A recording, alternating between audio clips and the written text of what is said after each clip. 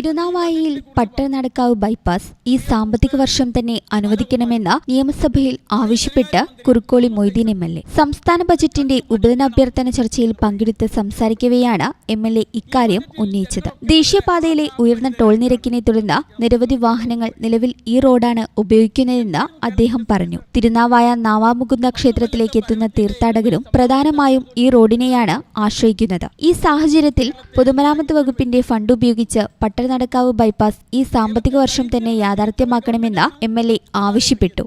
പട്ടണനടക്കാവ് ഇപ്പോ NH വന്ന് അവിടെ ടോൾ പിരിവ് തുടങ്ങിയതോടുകൂടി വാഹനങ്ങളെല്ലാം തിരുനാവായ വഴിക്കാണ് തിരിച്ചുവിടുന്നത്. അതുവഴി യാത്ര ചെയ്ത ആളുകൾ ആ ദുരിതം അനുഭവിച്ചിട്ടുണ്ടാകും. അവിടെ ക്ഷേത്രത്തിലേക്ക് വരുന്ന ആളുകളും വളരെയേറെ പ്രാധാന്യമുള്ളൊരു നവാമുകുന്ദ ക്ഷേത്രം അതിൻ്റെ ഓരത്താണുള്ളത്. അതുകൊണ്ട് അവിടെ ഒരു ബൈപ്പാസ് റോഡ് അനുവദിക്കുന്നതിനുള്ള ഫണ്ട് ഈ സാമ്പത്തിക വർഷം തന്നെ അനുവദിച്ചു തരണം എന്നുകൂടി ഞാൻ ഈ സന്ദർഭത്തിൽ സൂചിപ്പിച്ചുകൊണ്ട് ഞാൻ ഈ ബജറ്റിനെ ഒരിക്കൽ കൂടി പിന്തുണച്ചുകൊണ്ട് ചുരുക്കും. തിരൂർ നിയോജക മണ്ഡലത്തിലെ ആരോഗ്യമേഖലയുമായി ബന്ധപ്പെട്ട ആവശ്യങ്ങളും എം.എൽ.എ. സഭയിൽ ഉന്നയിച്ചു. വളവന്നൂർ വെട്ടം CHCകളിൽ കിടത്തി ചികിത്സ ആരംഭിക്കണമെന്നും വളവന്നൂർ CHCയെ താലൂക്ക് ആശുപത്രിയായി ഉയർത്തണമെന്നും അദ്ദേഹം സർക്കാരിനോട് ആവശ്യപ്പെട്ടു. ആരോഗ്യമന്ത്രി കൂടി കേൾക്കാൻ വേണ്ടി പറയുകയാണ്. 2 CHCകൾ ഇടതുപക്ഷ ഭരണകാലത്ത് കിടത്തി ചികിത്സ ഒഴിവാക്കിയതാണ്. അവിടെ കിടത്തി ചികിത്സ പുനരാരംഭിക്കുവാനും വളവന്നൂരിലെ ആശുപത്രി താലൂക്ക് ആശുപത്രിയെ ഉയർത്തുവാനും ഉള്ള പരിശ്രമം കൂടി വേണമെന്ന് ഞാൻ ബഹുമാനീയ മുഖ്യമന്ത്രിയോട് അഭ്യർത്ഥിക്കുവാൻ കൂടി ഈ സന്ദർഭം ഞാൻ ഉപയോഗപ്പെടുത്തുകയാണ്. സർ, ഈ ബജറ്റ് കരുത്തുള്ള ഒരു ബജറ്റ്, സർവതല സ്പർശിയായ ബജറ്റ്, നികുതികൾ ഒട്ടുമില്ല. അതാണ് ഇതിൻ്റെ ഏറ്റവും വലിയ സവിശേഷത.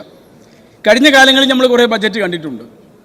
ശൗചാലയങ്ങൾ ഉണ്ടാക്കാൻ പെട്രോളിന് വില കൂട്ടിയ കേന്ദ്ര സർക്കാരിനെ കണ്ടവരാണ് നമ്മൾ.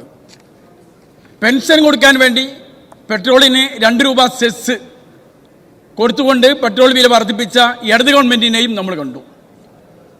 ഈ ഗവൺമെൻറ്റിൻ്റെ മുമ്പിലാണ് ഇതൊക്കെ കണ്ട ജനങ്ങളാണ് നയാ പൈസയുടെ ബജറ്റ് ചുമത്താതെ ഒരു ബജറ്റ് അവതരിപ്പിക്കുന്നത് കാണുന്നത്.